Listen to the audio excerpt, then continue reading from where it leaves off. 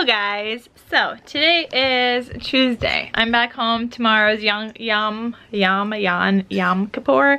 I'm not really sure, but because I don't celebrate it, so I don't really know. I just know that I get a day off from work, so it's nice. I'll take it. Today I wore one of my new super cute pants. Let me show you guys my super cute pants. Doesn't my outfit look fabulous? Like, I'm wearing a t-shirt and it's fine and it looks cute and I still look fashionable and t-shirty and whatever. And then I had my gold sneakers on, and all of my kids love my gold sneakers. They're always like, Miss P, your sneakers are awesome. And I'm like, thank you. I feel like I could kind of like relate a little bit more with them by wearing gold sneakers, because that's like something that they would wear, like metallic shiny stuff. And you know, they're 6th graders, so like they want to wear that kind of cool stuff. So I also just really like it. Maybe I'm a 6th grader at heart, I don't know. But I also just like really like my metallic shiny stuff and sparkly and whatever. So I have them. But after showing you guys my outfit, I need to tell you, I ripped my pants. You guys see this hole? This nice hole right there.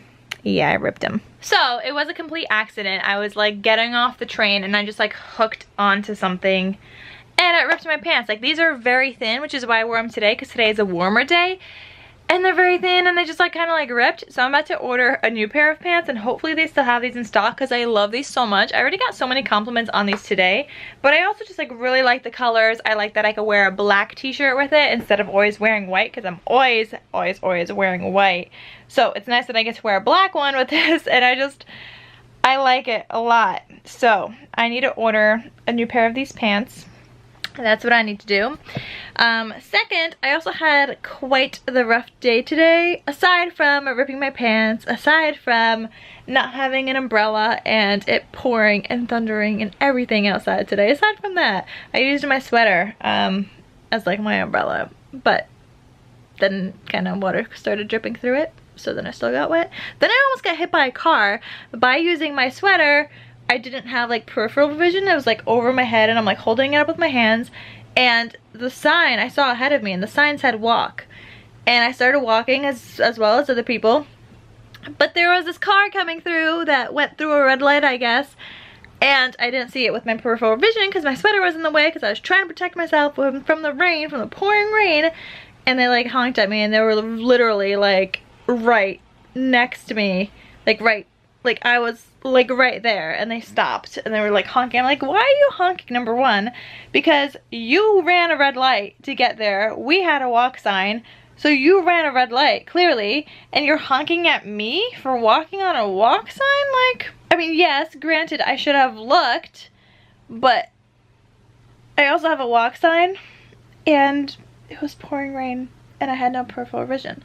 So lesson learned, I'll look both ways, but also don't drive through a freaking red light. That's just, you know, driving skills. So then there was that. And then at school, my classes, like, I felt like I was getting through to them. I feel really positive about my classes, actually. It's not my classes and my students that I'm upset about. It's co-teaching relationships that I'm very frustrated with. So my students were great. You know, we had talks. I felt like I'm getting to know some of them better. We got to do their work, and I feel pretty good about that and my 3 different classes. But it's just my co-teaching relationship that I am just extremely frustrated with. But you know what, guys? Tomorrow's a day off. Tomorrow I'm going to a spa with my sister and one of her friends. And we're gonna hang out, and I have to drive to New Jersey and I have to get up in the morning, but it's okay because I'm gonna be at a spa, so that will be nice. Right now, like I said, gotta order a new pair of pants, and then gotta edit some videos. And I do want to read my book today. Like, I just want to like de-stress a little teeny bit, so I want to read my book, and I love my motivational books. So I want to just like de-stress a little bit and just like read maybe for like 20 minutes. I read for like 20 minutes on the train this morning. And then on the train, like since Sunday, have been like super motivated out of nowhere. I guess after talking to my sister, like we talked about this and this and that, and I was like, oh my gosh, I really want to do that. I want to do blah blah blah blah. I'm not gonna tell you guys because I haven't done it yet, and I just don't want to give it away. Nobody has done it yet, so I really want to do it. but I just can't tell you guys what it is. But anyway, so I'm like really excited about that. I just need to like plan it out and like what I want to include and yada yada. So like I'm so excited and so motivated, and I just want to also get my videos done, and like I emailed some companies and blah blah blah, and I'm just feeling like super productive lately, and I've been like writing lesson plans hardcore, doing great activities with the kids, and I've been having like a really good time. Let me get to ordering a new pair of pants because I really like these. Okay. Alright guys, we are about to make some coconut yogurt again, or try to make some coconut yogurt. So I am more prepared this time. I have more things here, like some yogurt starter. A whole bunch of recipes told me I needed some yogurt starter, so I bought some yogurt starter. I needed a whisk. I just didn't have one, so I got a whisk right here. This is the coconut cream I'm gonna try. It's from Trader Joe's, so I'm gonna try that. A lot of people have luck with the Aroy D ones, but I'm gonna try this and hopefully that works. But from what I have been reading, different brands of coconut cream and coconut milk work differently, and they don't always work the same, and they might not work at all. So we're gonna give this a shot. If it doesn't work, I'm gonna blame it on the coconut cream, because everything else I literally am gonna follow to the T, guys. I also got a thermometer because every recipe said I needed one of these too. So thermometer, we are just so prepared for this recipe, and hopefully it works. I got one printed out, and let's see. Put the coconut cream into your Instant Pot liner. All right, step number one. Well, maybe take off the lid. Step number one. All right, guys. I'm also gonna come back tomorrow to show you guys my coconut cream, or my coconut yogurt rather, to show you guys like what it turns out like, because I don't really know, but I also want to just like let you guys know instead of having it two separate vlogs. I'm gonna come back to show you guys just the yogurt. So hopefully this works. I'm also gonna shift you guys to a different tripod so I can have you guys kind of looking over the Instant Pot and see what I'm doing as I'm doing it. That way you guys could like see instead of like, and I'll talk too so you guys can hear me, but it's not my face telling you guys what it's like, so you guys can see it at the same time. All right guys, let's switch. All right guys, step number one, put the yogurt setting on. I should have just kept you guys down here. All right, so let's try this. You guys can kind of see from this angle. So yogurt setting on, and you change it to, I don't know, do I change it now to 8 hours? Do I change that later? I don't really know. We're gonna put it on 8 hours anyway. Okay, so yogurt on, it's gonna come to a boil. That's the first step. So I'm gonna put my coconut cream in there. It looks like a whole bunch of oil on top. Okay, really? Can I get the coconut cream part? Really? Okay. I don't remember seeing all these other people's coconut creams looking so oily as mine, so hopefully this will be fine. Maybe before I put it in, I should shake it up a little bit before I open it. Maybe that'll separate it enough and I won't need a spoon. All right, that turned out so much better, guys. All right, so shake before you pour.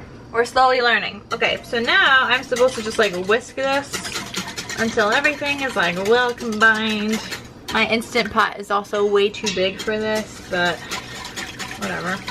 Okay, basically what we want is for this to come to a boil now. So I'm just gonna like stir here and there and whisk it here and there, but we want it to come to a boil. Then when it starts boiling, I'll leave it in there for about 5 minutes, and then we're gonna drop it down to like 100 degrees or something, and then we have to add in the starter. I'm not gonna add in my gelatin. I have agar, which is like a vegan gelatin, but I'm gonna see how it turns out without it, and you could always add in the gelatin afterwards. So I think that's just gonna be what we're gonna do.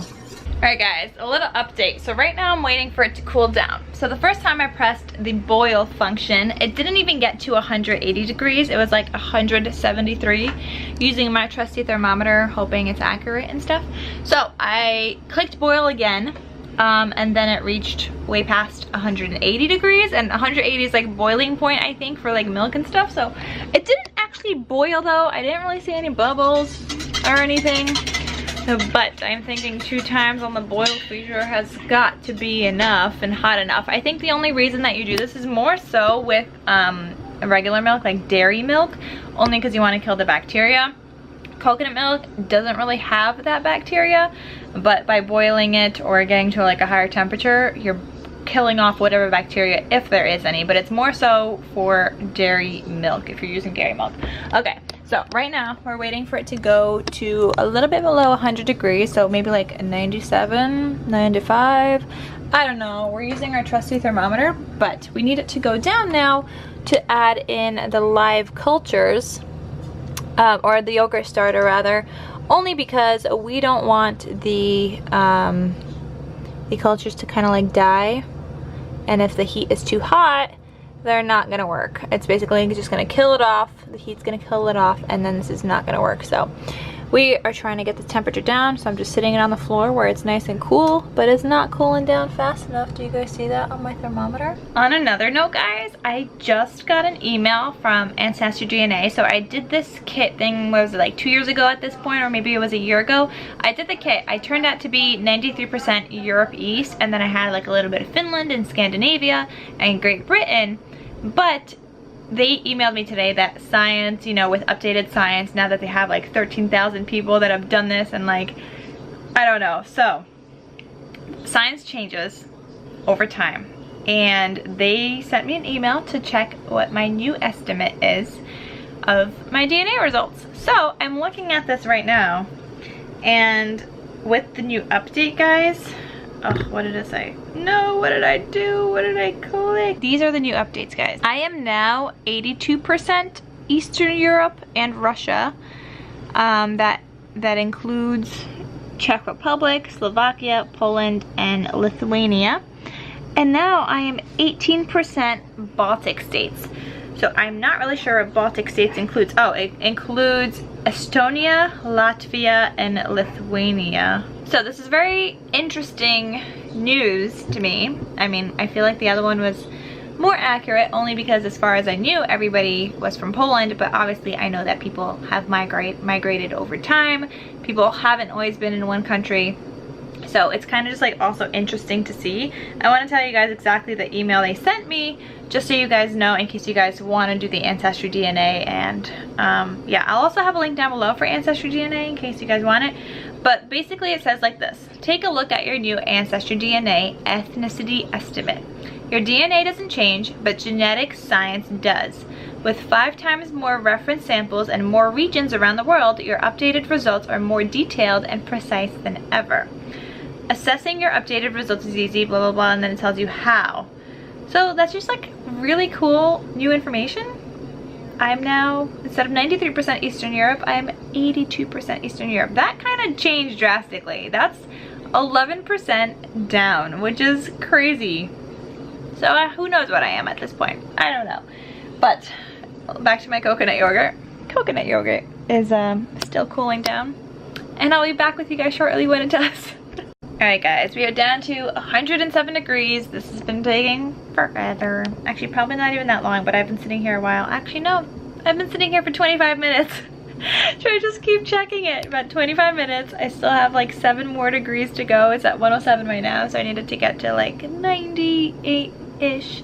I keep mixing it from time to time, trying to like, you know, make it a little cooler. So, any day now it'll be ready. We're just about there, guys, at 100 degrees. It's like 100.2, so I'm gonna wait like a couple more seconds, and then I'm gonna add this in slowly and whisk it in. And I'm so excited, and I really hope this turns out well. All right, guys, let's whisk it a little more. I'm gonna check it one more time. All right, we are at 99.3. It's not over 100, so I think we're gonna be okay. Did this open or what? Here's my yogurt starter. There we go, guys. Let's pour with this hand, mix with this hand. You don't want any clumps, so you just want to pour in a little at a time. So I'm gonna put my Instant Pot back onto, or my liner back into my Instant Pot. I already have this going. It's been going for about 43 minutes. Oh, and by the way, it took 35 minutes to get the temperature down. But anyway, I had this going the whole entire time, only because I'm gonna leave it on for longer anyway. I'm not gonna wake up in the middle of the night to like take this out. I'm just gonna have it incubate longer. So maybe it'll be a little thicker or whatever it is. The longer you incubate, usually the longer, the thicker it is, and then the tangier it is. So we shall see how this works out. I'm gonna just put in like a top to it. I think I'm just gonna put down my Instant Pot lid, but we're not gonna seal it because we're not trying to, you know, we're not cooking anything. So I'm just gonna put it on top, kind of just like as a lid, so nothing gets in the way of my fermenting or not fermenting, incubating process. And then I'll check back with you guys in the morning and show you guys how it's doing. The next day. Okay guys, good morning. Sorry, I'm gonna talk a little quiet, but I want to show you guys the yogurt. So, let me just get like a spoon thingy. And let's open up my coconut yogurt. I hope this worked. It should be at least a little thicker. Is it thicker? Is it thicker or what? Nope. Okay, I think I'm gonna add in some agar powder, guys. I have some agar powder. It's like a vegan gelatin. So I'm gonna put some of this in, and then we're gonna put it in jars and hopefully it'll thicken up. So I don't really know what happened to my 1 tablespoon measurement, so I'm just gonna sprinkle this on top. Alright, there's like 1 tablespoon-ish. And we're gonna mix some of that up. So I'm gonna put these in the fridge, and I guess we'll come back later and see if it thickened up. But I'm not counting on it because it's not even at least a little thick now. So I guess I will check back with you guys again later.